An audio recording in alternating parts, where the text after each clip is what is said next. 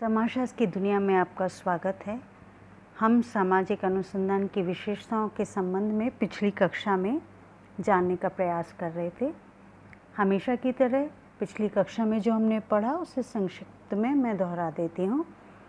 पहली जो सामाजिक अनुसंधान की विशेषता हमने जानी थी वो जानी थी कि सामाजिक पर्यावरण से संबंधित होता है सामाजिक अनुसंधान। यानी सामाजिक अनुसंधान का संबंध भौतिक अथवा प्राकृतिक जीवन से नहीं होता।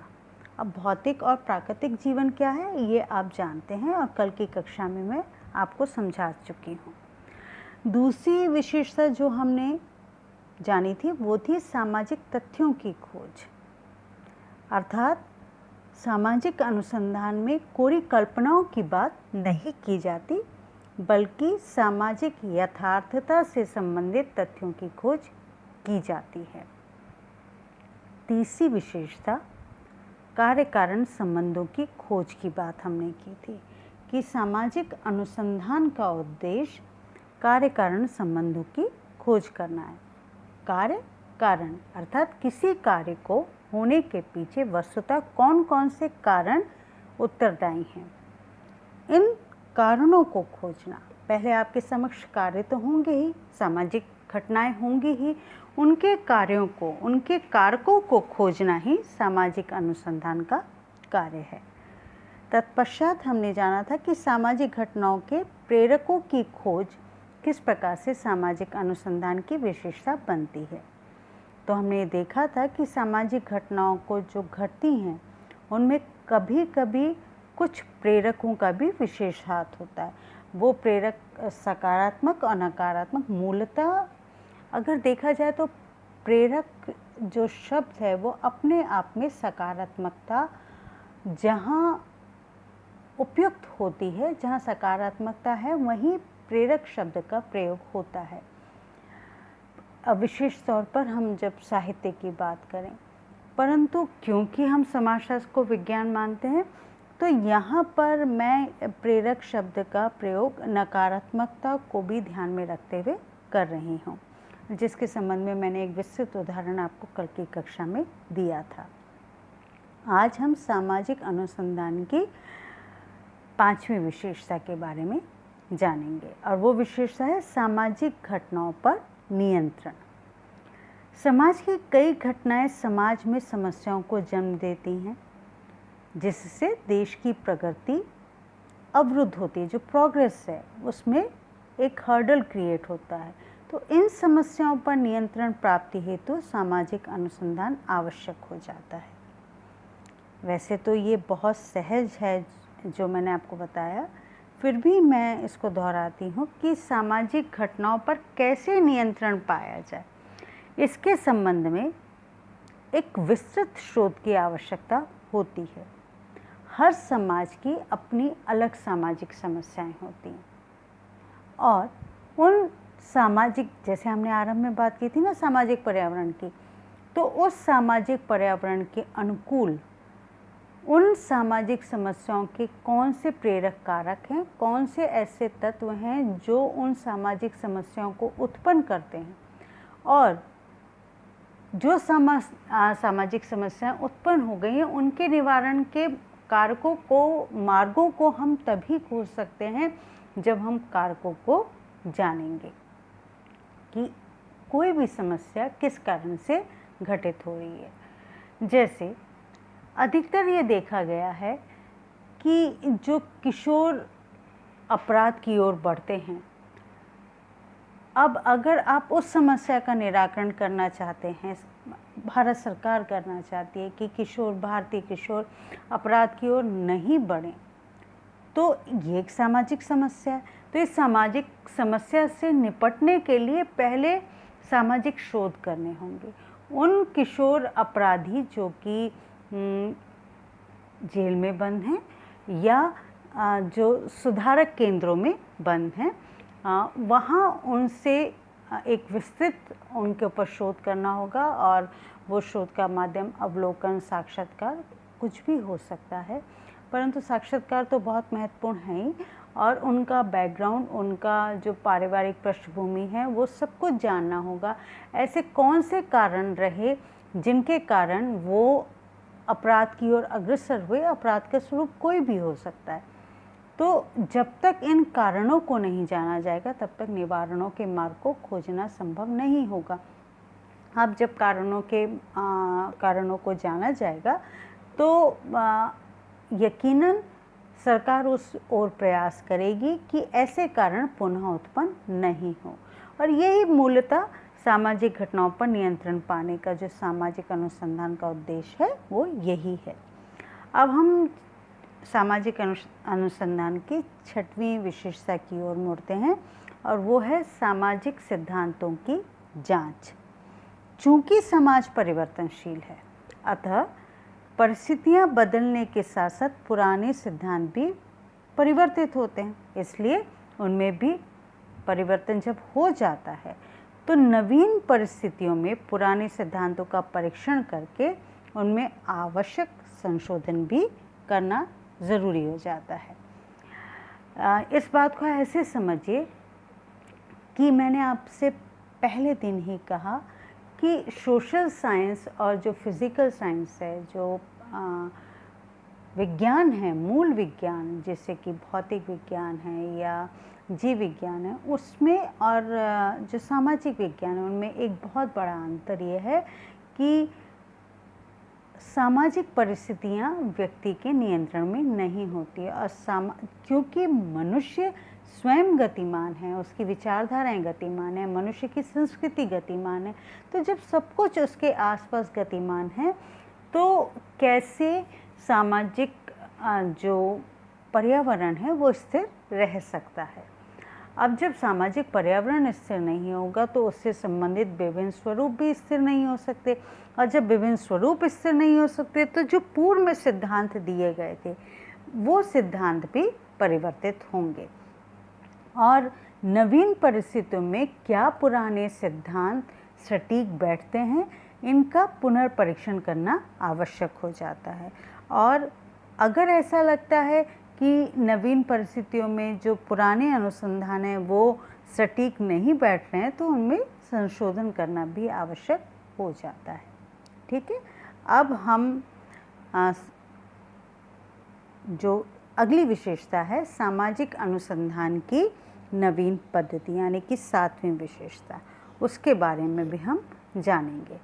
वो क्या है कि समाज की परिवर्तनशील प्रकृति के कारण सामाजिक घटनाओं एवं सामाजिक समस्याओं के अध्ययन के लिए नवीन अध्ययन पद्धति की आवश्यकता कभी भी हो सकती है। स्वाभाविक है, क्योंकि अभी जैसे मैंने आपसे चर्चा की कि समाज परिवर्तित होता रहता है, और जब समाज परिवर्तित होता है तो सामाजिक घटनाएं एवं सामाजिक समस्याओं के अध्ययन के लिए नवीन अध्ययन पद्धति की भी आवश्यकता होती है।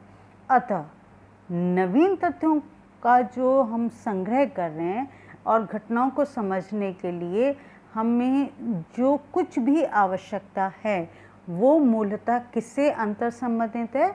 नवीन प्रविधियों से। जो न्यू टेक्नोलॉजी है, न्यू मेथड्स हैं, उनको हमें सामाजिक अनुसंधान में सम्मिलित करना आवश्यक हो जाता है। तो ये जो विशेषता है वो तो जो आपकी जिसे हम साइंस कहते हैं, प्योर साइंस जिसे कहते हैं, प्योर साइंस किसे कहेंगे? अभी मैंने आपको बताया था ना, फिज़िक्स, केमिस्ट्री, बायोलॉजी, ये सारी प्योर साइंस है।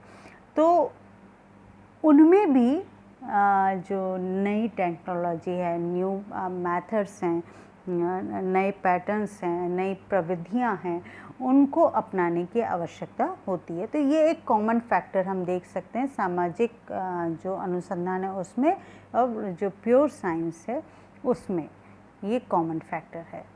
तो ये आवश्यक है, अदरवाइज़ क्या होगा कि आप सामाजिक घटना एवं सामाजिक समस्याओं का जब अध्ययन करते हैं और अगर उसमें नवीन अध्ययन पद्धति सम्मिलित नहीं करते हैं तो जो रिजल्ट्स आएंगे, जो फाइंडिंग्स आएंगी, वो सटीक या अनुरूप नहीं होंगी वर्तमान आवश्यकताओं के।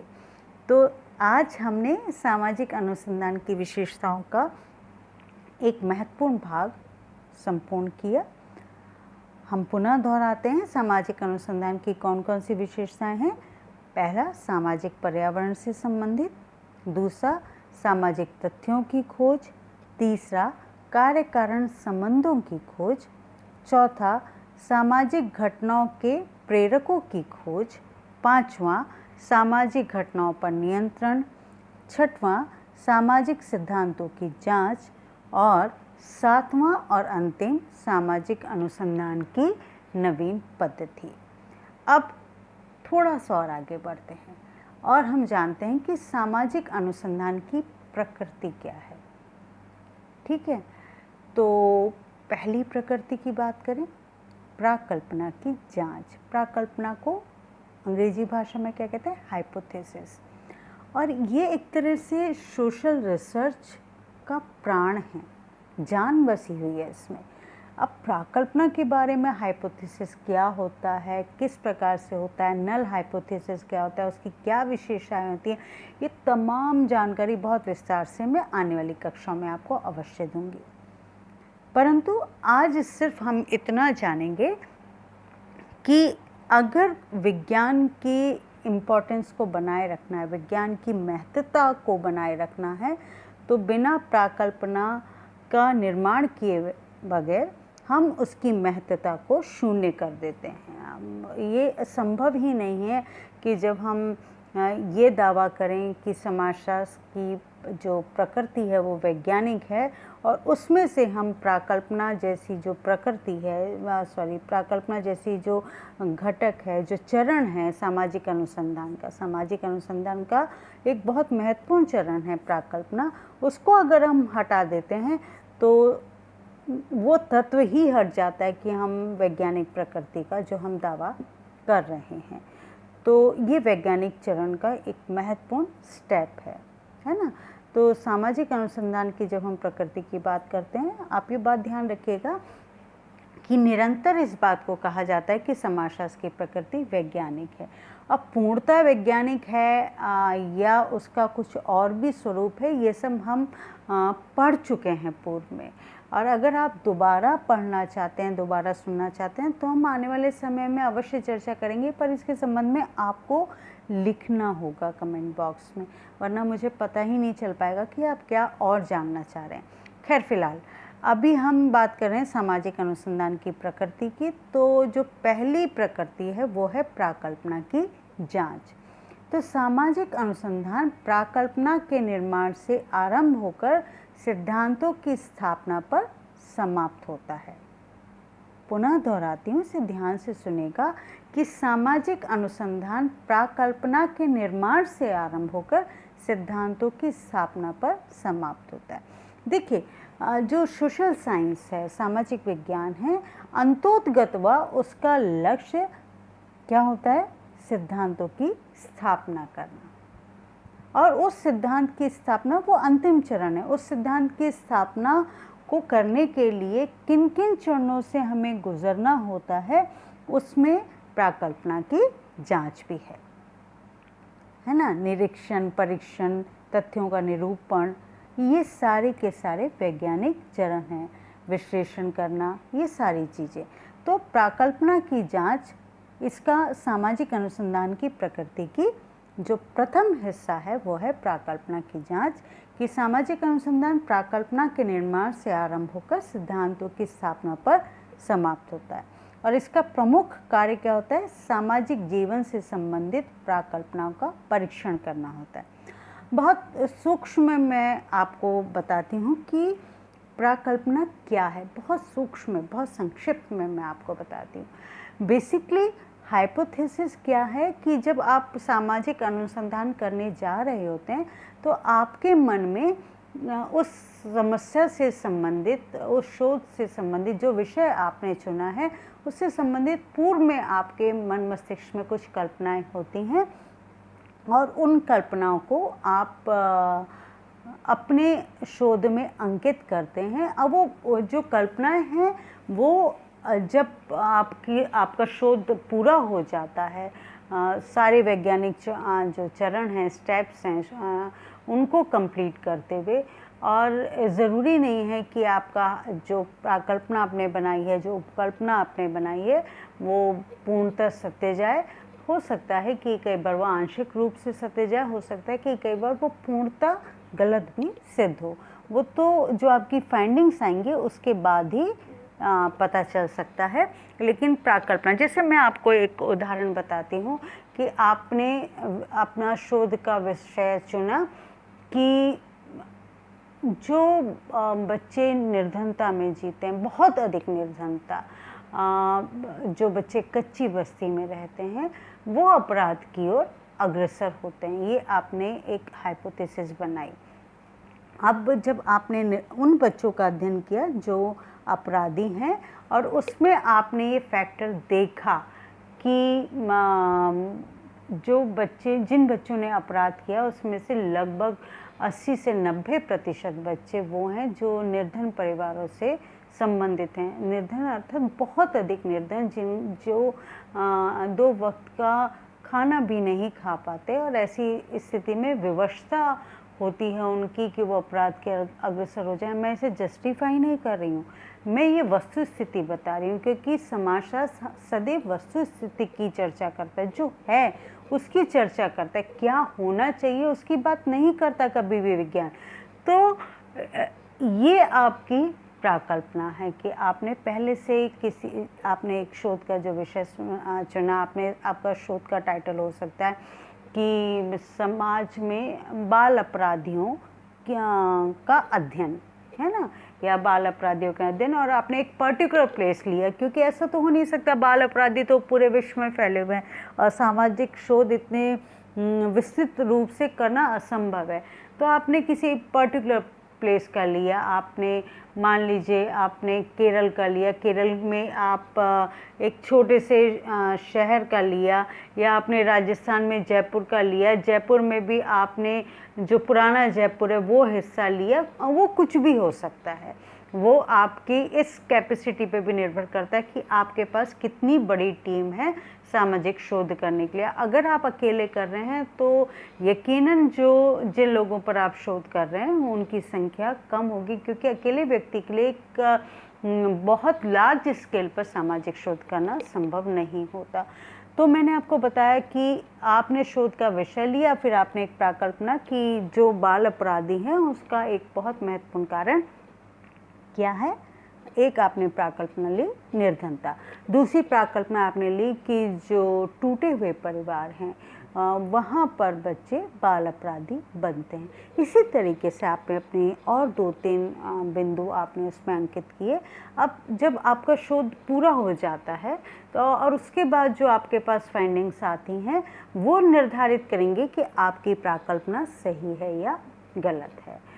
तो आज हमने सामाजिक अनुसंधान की प्रकृति का पहला चरण जाना, प्राकल्पना की जांच। अब कल की कक्षा में हम सामाजिक अनुसंधान की प्रकृति क्या है, नेचर ऑफ सोशल रिसर्च, इसके संबंध में और भी विस्तार से चर्चा करेंगे। तब तक आशा करती हूँ कि आज जो कुछ आपने पढ़ा है उसे समझने की आप चेष्टा करेंगे। हाँ, अगर कोई समस्या है, आपका स्वागत है, आप मुझसे कमेंट बॉक्स में अपने प्रश्न लिख सकते हैं, और आप अगर अपने प्रश्न लिखेंगे तो यकीनन आने वाले समय में मैं उन प्रश्नों को सुलझाने की अवश्य चेष्टा करूंगी। तब तक के लिए बहुत बहुत धन्यवाद।